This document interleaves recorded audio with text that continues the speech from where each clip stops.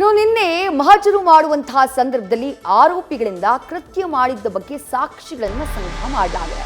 ಮೃತದನ್ನ ಯಾರು ಕರ್ಕೊಂಡು ಬಂದ್ರು, ಯಾವಾಗ ಕರ್ಕೊಂಡು ಬಂದ್ರು, ಯಾವ ಕಡೆಯಿಂದ ಕರ್ಕೊಂಡು ಬಂದ್ರು, ಯಾವ ರೀತಿ ಕರ್ಕೊಂಡು ಬಂದ್ರು, ಮೊದಲು ಹಲ್ಲೆ ಮಾಡಿದವರು ಹಲ್ಲೆ ಹೇಗೆ ಮಾಡಿದ್ರು, ಎಲ್ಲದರ ಬಗ್ಗೆ ಮಾಹಿತಿಯನ್ನು ಸಂಗ್ರಹ ಮಾಡಲಾಗಿದೆ.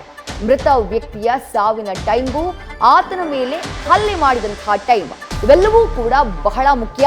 ಆ ನಿಟ್ಟಿನಲ್ಲಿ ಇದೆಲ್ಲದರ ಬಗ್ಗೆ ಮಾಹಿತಿಯನ್ನ ಕಲೆ ಹಾಕುವಂತಹ ಕೆಲಸ ಆಗಿದೆ. ಡೀಟೇಲ್ಸ್ ನಮ್ಮ ಪ್ರತಿನಿಧಿ ವಿಷ್ಣು ಪ್ರಸಾದ್ ನೀಡ್ತಾ ಇದ್ರು. ವಿಷ್ಣು ಪ್ರಸಾದ್, ನಿನ್ನೆ ಮಹಜರಿನ ಲೈವ್ ಫುಟೇಜ್ ನ ರಾಜ್ಯದ ಜನರಿಗೆ ನ್ಯೂಸ್ ಫಸ್ಟ್ ತೋರಿಸ್ತಾ ಇತ್ತು. ಆ ಸಂದರ್ಭದಲ್ಲಿ ಆರೋಪಿಗಳನ್ನ ಒಬ್ಬೊಬ್ಬರನ್ನಾಗಿ ಕರ್ಕೊಂಡು ಹೋಗಿ ಅವರಿಂದ ಮಾಹಿತಿಯನ್ನ ಪಡೆದಂತಹ ದೃಶ್ಯಗಳನ್ನ ನಾವು ಗಮನಿಸಿದ್ವಿ. ಒಂದ್ ಜಾಗದಲ್ಲಿ ನಿಂತು ಒಬ್ಬ ಆರೋಪಿ ಎಕ್ಸ್ಪ್ಲೈನ್ ಮಾಡಿದ್ವು, ಅಲ್ಲಿಂದ ಬಂದ್ವಿ ಇಲ್ಲಿಂದ ಬಂದ್ವಿ ಅಂತ ಹೇಳಿ. ಆ ರೀತಿ ಯಾವೆಲ್ಲ ಮಾಹಿತಿಗಳನ್ನ ಸಂಗ್ರಹ ಮಾಡಿದ್ರು ನಿನ್ನೆ ಮಹಜರಿನ ಸಂದರ್ಭದಲ್ಲಿ ಅಂತ ಹೇಳಿ ವಿಷ್ಣು ಪ್ರಸಾದ್?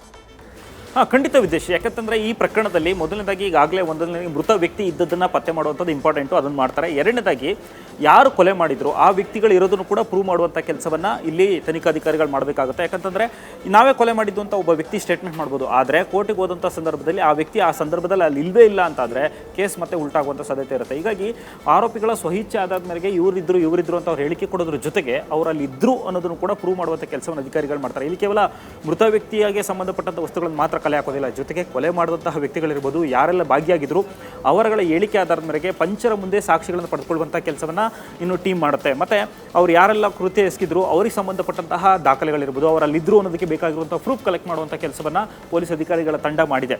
ಅದರಲ್ಲೂ ಪ್ರಮುಖವಾಗಿ ಈಗ ಅವರೆಲ್ಲ ಅಲ್ಲಿದ್ದರು ಅನ್ನೋದಕ್ಕೆ CDR ಅನಾಲಿಸಿಸ್ ತೆಗೆದುಕೊಳ್ಳುವಂಥ ಕೆಲಸ ಆಗಿದೆ. DVR ವಶಕ್ಕೆ ಪಡ್ಕೊಂಡಿದ್ದಾರೆ CCTVನೋ.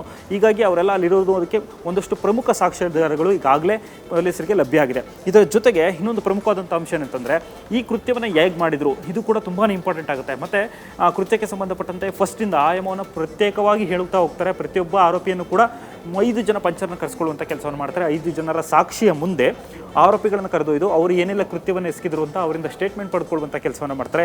ಯಾವ ವೆಪನ್ನ ಯೂಸ್ ಮಾಡಿ ಹೊಡೆದ್ರು ಅನ್ನೋದನ್ನು ಸ್ಟೇಟ್ಮೆಂಟ್ ರೆಕಾರ್ಡ್ ಮಾಡ್ತಾರೆ. ಜೊತೆಗೆ ಯಾರು ಸೇರ್ಕೊಂಡು ಹೊಡೆದ್ರು ಅನ್ನೋದನ್ನು ಕೂಡ ಸ್ಪಷ್ಟಪಡಿಸುವಂಥ ಕೆಲಸವನ್ನು ಮಾಡ್ತಾರೆ. ಇದೆಲ್ಲದನ್ನು ಕೂಡ ಬೇರೆ ಸಾಕ್ಷ್ಯಾಧಾರಗಳು ಅಂದರೆ ಪಂಚರು ಅಂತ ಕರೀತಾರೆ, ಪಂಚನಾಮೆ ಮಾಡುವಂಥ ಕೆಲಸ ಆಗುತ್ತೆ. ಅಂಥವರ ಮುಂದೆ ಇದೇ ಆರೋಪಿ ಅವತ್ತು ಬಂದಂಥ ಸಂದರ್ಭದಲ್ಲಿ ತಾನು ಕೃತ್ಯ ಮಾಡಿದ್ದಾಗಿ ಒಪ್ಪಿಕೊಂಡು ಇದೇ ಜಾಗದಲ್ಲಿ ಕೃತ್ಯವನ್ನು ಎಸಗಿದ, ಮತ್ತು ಅವನು ಕೃತ್ಯ ಮಾಡೋದಕ್ಕೆ ಇದೇ ವೆಪನನ್ನು ಬಳಕೆ ಮಾಡಿದ್ದಾನೆಂದು ಆತ ಹೇಳಿದ್ದಾನೆ ಅನ್ನುವಂತಹ ಪಾಯಿಂಟ್ ಏನಿದೆ ಅದನ್ನು ಬಳಸಿಕೊಂಡು ಅದಕ್ಕೆ ಇಲ್ಲಿ ಪಂಚರ ಮೂಲಕ ಸಹಿ ಪಡೆದುಕೊಳ್ಳುವಂಥ ಕೆಲಸವನ್ನು ಮಾಡ್ತಾರೆ. ಇದು ಕೂಡ ಪ್ರಮುಖವಾದಂಥ ಸಾಕ್ಷಿ, ಅದನ್ನು ಕಲೆಕ್ಟ್ ಮಾಡ್ತಾರೆ. ಮತ್ತು ಆ ಕೃತ್ಯದಲ್ಲಿ ಯಾರ್ಯಾರು ಭಾಗಿಯಾಗಿದ್ರು, ಮೊದಲು ಯಾರು ಅಟ್ಯಾಕ್ ಮಾಡಿದ್ರು, ಎಲ್ಲಿ ಅಟ್ಯಾಕ್ ಮಾಡಿದ್ರು, ಮತ್ತು ಯಾವ ಜಾಗದಲ್ಲಿ ಕೃತ್ಯ ಆಯಿತು ಅನ್ನೋದನ್ನು ಕೂಡ ಅವರ ಮೂಲಕ ಹೇಳಿಕೆ ಪಡೆದುಕೊಂಡು ಅದಕ್ಕೆ ಪಂಚರ ಮೂಲಕ ಸಹಿಯನ್ನು ಪಡೆದುಕೊಳ್ಳುವಂಥ ಕೆಲಸವನ್ನು ಮಾಡ್ತಾರೆ. ನ್ಯೂಸ್ ಫಸ್ಟ್ ನಿರ್ಭೀತಿಯಿಂದ ನಿಮ್ಮ ಪರವಾಗಿ.